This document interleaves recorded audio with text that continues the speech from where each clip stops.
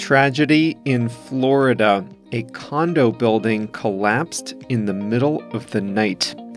Hi there, I'm Jeff, and this is Plain English, where we help you upgrade your English with current events and trending topics. As you can hear, we go at a speed that's just a little slower than normal, so you can understand every word. But if you think you're ready for the full speed, then we have a faster version available too. The fast version isn't just this version mechanically sped up.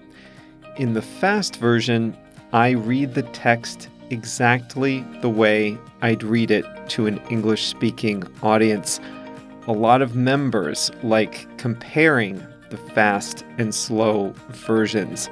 They listen to the slow version to catch every word, and then the fast version to practice listening and hearing how the words fit together at full speed. That's part of our membership program at Plain English Plus.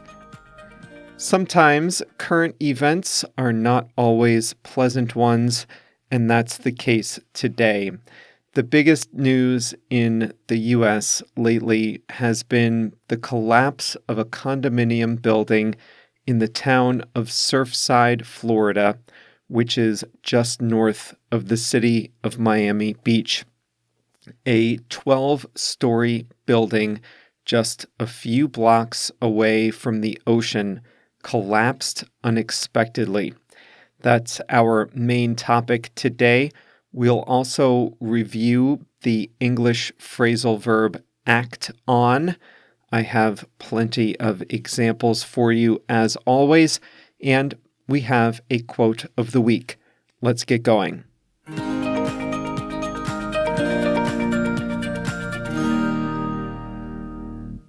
A 40-year-old high-rise apartment building near Miami, Florida, collapsed in the middle of the night on June 24th, 2021. The whole thing took only 12 seconds and was caught on surveillance video. This scene was as tragic as it was stunning. A building like this, fully occupied, has never collapsed without warning in U.S. history. It was a calamity that people didn't even know was possible. There was no earthquake, no storm, no reason to think a building full of sleeping families could suddenly fall down.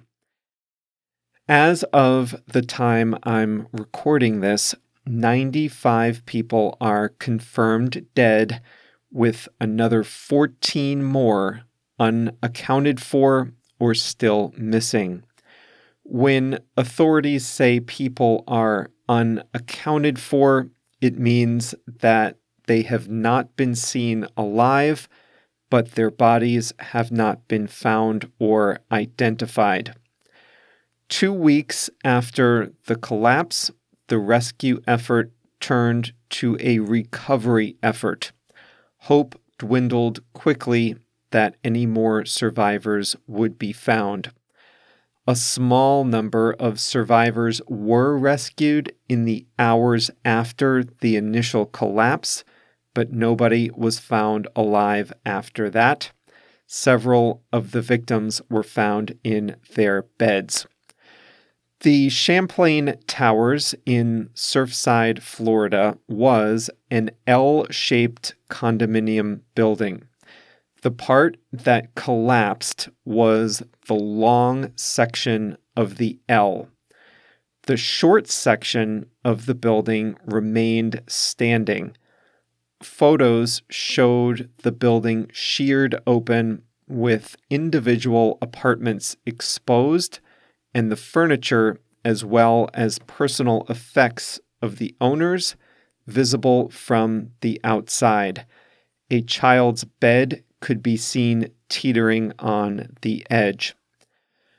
Just over a week after the north side fell, the south side was demolished so that rescuers could continue their work more thoroughly and without worrying about the remaining section falling on them. How could this have happened? The building was one of many with this style of architecture in this area and built at about the same time. It was constructed with reinforced concrete, one of the most common building materials in the world. Concrete by itself is not able to withstand wind, earthquakes, and other pressures that impact a large building. But adding steel rods makes concrete much more stable. Engineers who design the structural parts of buildings determine exactly how much steel is necessary given the design of the building. Local building codes exist to make sure structures are sound and meet regulations. But now, some engineers studying the collapse in person and via photographs suspect that critical parts of the concrete may not have had enough steel reinforcement. Specifically, they point to where the concrete slab of the garage floor connected to the columns that supported the building. The original design of the building called for 8 steel reinforcing rods to pass through the connection, 4 in one direction and 4 more perpendicular. But photos from the collapse show far fewer steel reinforcement rods than the original design specified. Photo evidence suggests that the columns supporting the building had detached from the horizontal concrete slabs near the foundation. There's more. In late 2018, a local engineering firm performed an analysis of the building. They found that the concrete pillars supporting the building had abundant cracking. The steel bars reinforcing the concrete were exposed and deteriorating, meaning they had aged because of the elements like weather conditions. Waterproofing underneath the swimming pool was insufficient. The report said poor waterproofing caused the concrete near the pool deck to weaken. The report described it as major structural damage. Based on what's now known, it appears that a combination of factors caused the building's structure to weaken. But it's still not known what triggered the collapse. The investigation will likely take months, and a definitive source of the tragedy may never be discovered. The building was a condominium, a form of ownership that is most common in the United States. In a condominium, residents have full ownership of their individual apartment units, and they own a percentage of the common areas or elements. The common elements include things like the lobby, parking lot, swimming pool, roof, basement, and exterior walls. Anything that's not the inside of a unit. The owners then elect fellow owners to serve on a volunteer board of directors to manage the affairs of the entire building. The condo board, as it's called, is responsible for performing maintenance on the common elements. The problem is that condo boards are comprised of ordinary owners.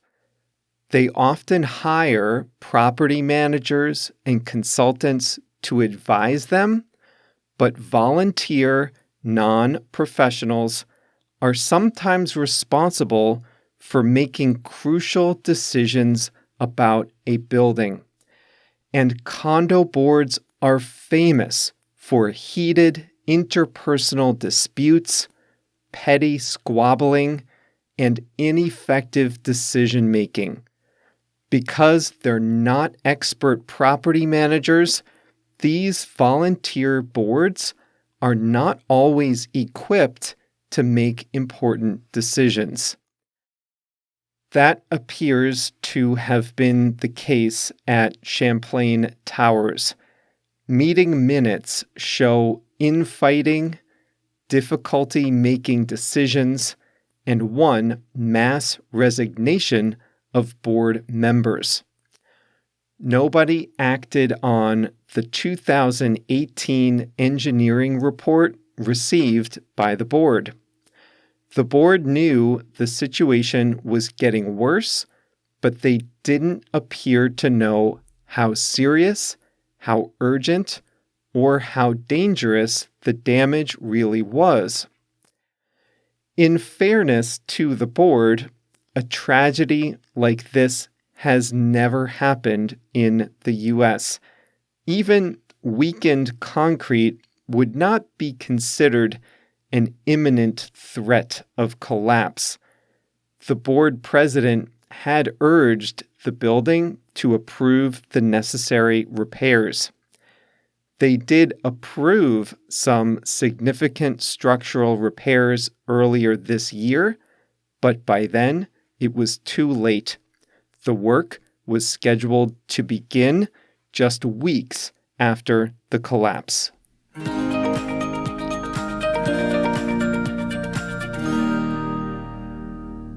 I am the president of a condominium board, and I can tell you the system has its flaws.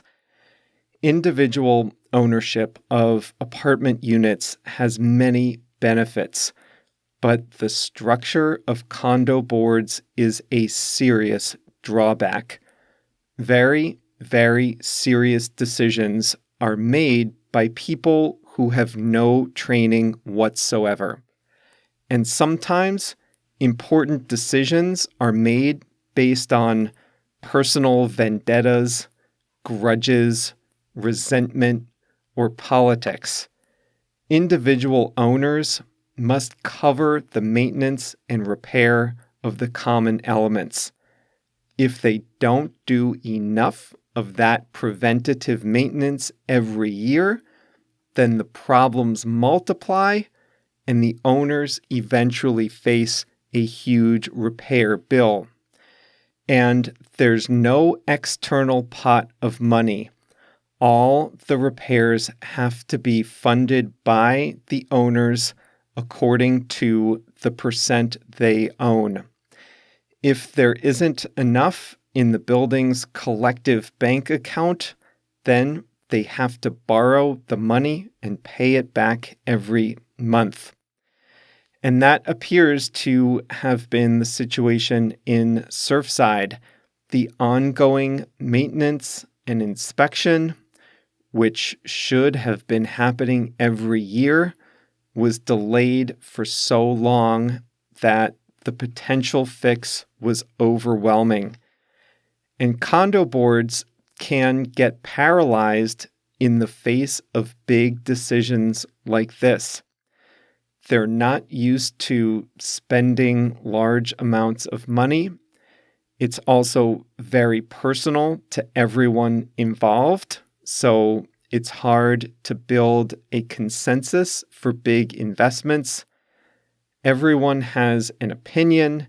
Everyone has a different personal financial situation. and the people leading the charge aren't professionals. It'll be interesting to see as the investigation progresses how much the dysfunctional group decision-making contributed to this tragedy.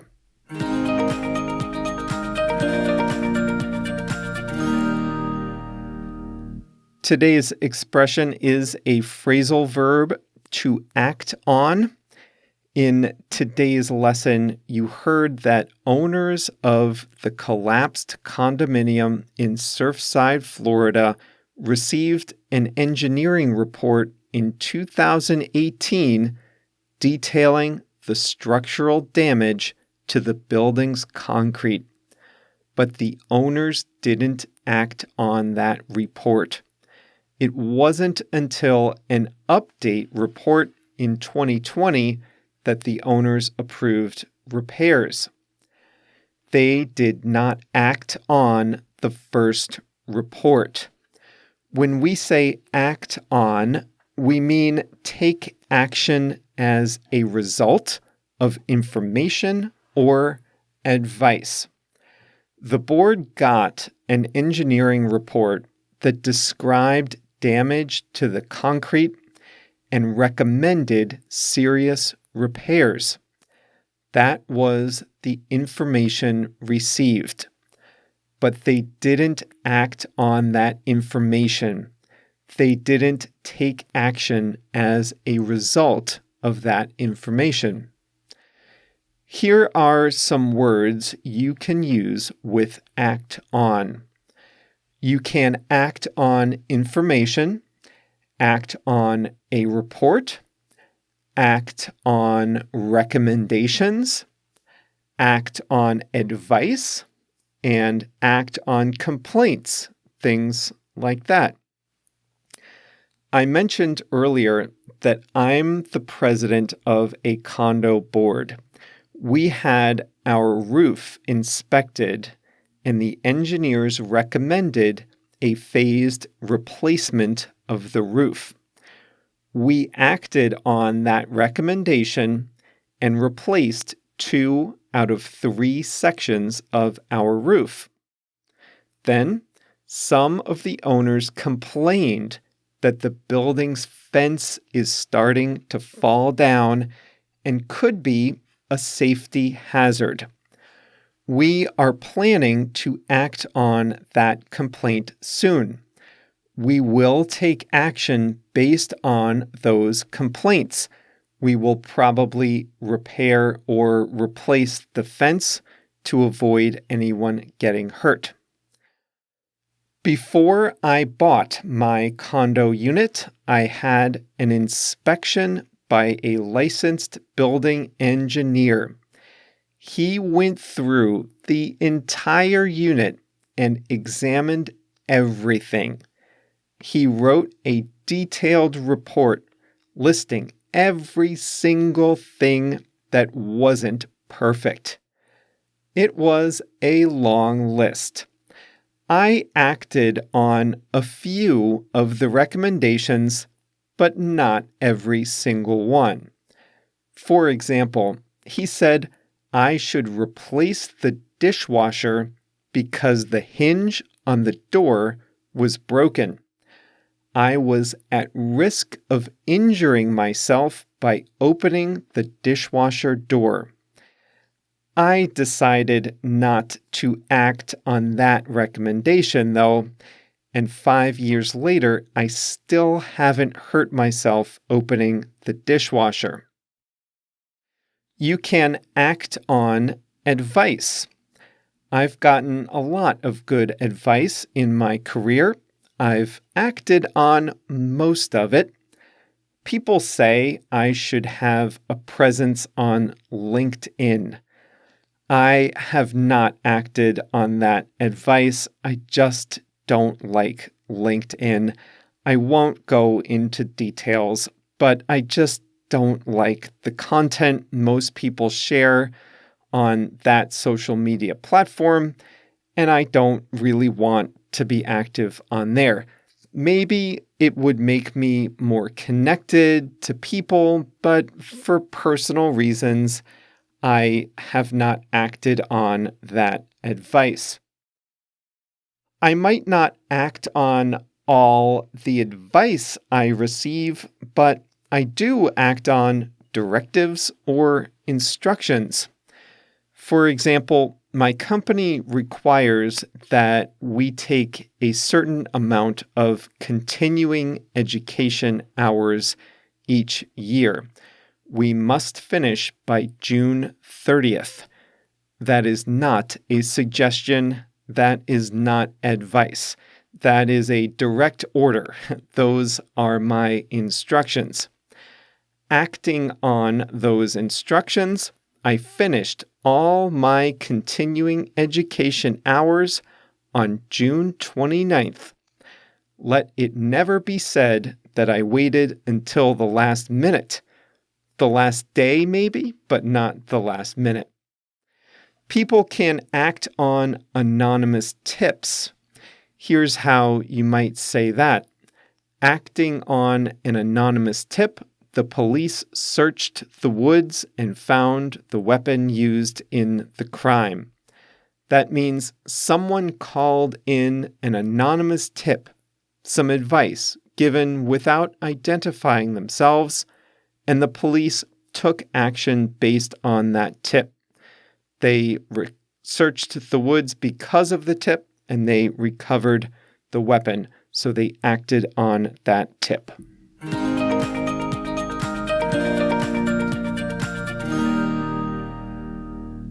Today's quote of the week is from the author Isabel Allende.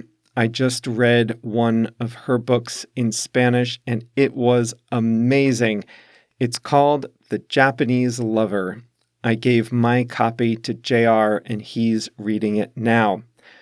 I found this quote from one of her other books, City of the Beasts. Here it is. The longer I live, the more uninformed I feel. Only the young have an explanation for everything. I love that quote, especially as the calendar flips to another year, another decade for me, actually. Tomorrow, July 20th, I turn 40. Everyone asks me how I feel about that, and I have no real answer. I don't feel anything. But the next time someone asks, maybe I'll respond with this quote from Isabel Allende. The longer I live, the more uninformed I feel. Only the young have an explanation for everything. And that's all for today's Plain English number 382 today at plainenglish.com/382. Free members get access to the full lesson transcript, and for those of you looking to improve your English for work, pleasure, or family reasons, we have a great membership program called Plain English Plus. It's full of resources, support, and exercises to help you reach your goals in English. Check out all we have to offer at plainenglish.com/plus. Coming up on Thursday, do you ever have a hard time deciding who to vote for? If so, you might like an idea called ranked choice voting. Then again, if you saw what's happening in New York City's mayoral election, you might not like it as much. That's on Thursday. See you then.